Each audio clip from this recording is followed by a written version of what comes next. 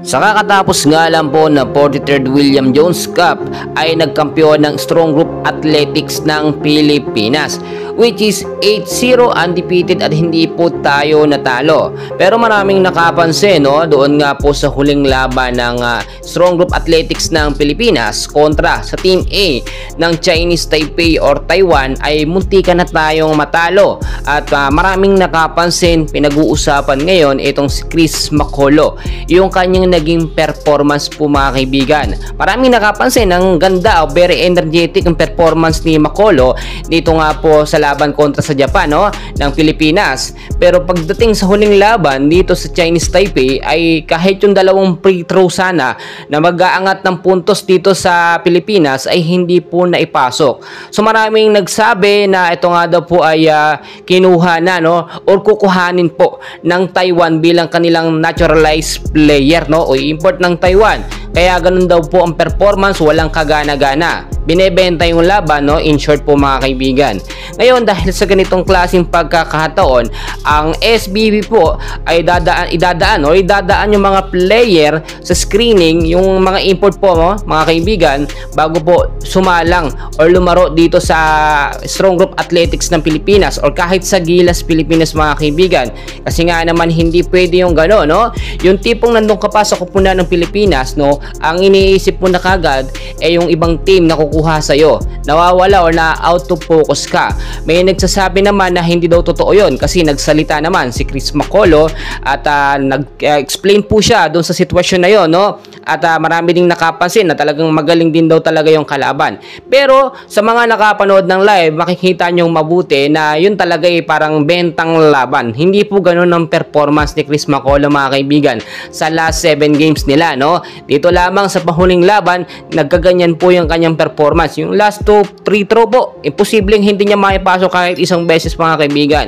Kung isa kang magaling, na basketball player, import ka pa, free throw lang hindi ka makakapasok, well, kaduda-duda po yun mga kaibigan. Ang head coach po ng Strong Group Athletics ng Pilipinas, ay idadaan yung mga player na kanyang kukuhanin, o paglalaruin at isasama sa lineup.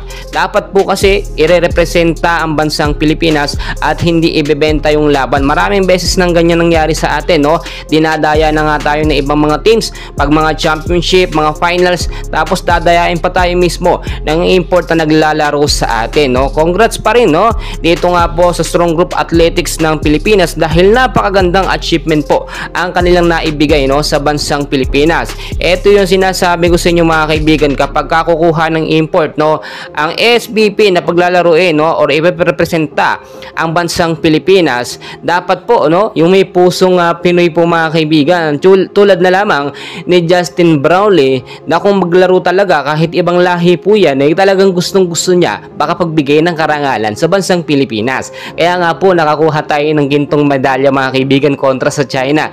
Yun po yung pinaka-achievement natin, na nakuha natin dahil po sa naturalized player na si Justin Brownlee. Aminin natin mga kaibigan, hindi rin naman talaga kalakasan ng mga player natin, yung mga pure-blooded natin na player, pero nag-i-improve sila depende po sa mga player na kanilang nakakasama.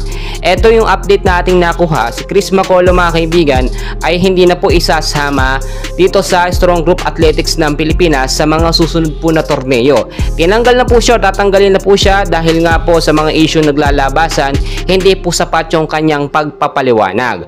Well, para sa akin mga kaibigan, malaking bagay ito, hindi ito pwedeng baliwalain lang na hayaan na lamang. Dapat magkaroon ito ng masusing investigasyon kung totoo nga ba talaga na ibinenta yung laban, or hindi. Well, para sa akin, congratulations pa rin sa Strong Group Athletics ng Pilipinas dahil nakaka-proud sila. Hindi man lang sila natalo ng isang beses, kahit talagang di kita yung laban pinakita ng ating mga pure-blooded na Pilipino, si Ardia Barriento, si Renza Bando, si Kiefer Ravena, at yung iba pa mga kaibigan. Maraming salamat po sa inyo. And please mga kaibigan, huwag niyong kalimutan mag-like and subscribe para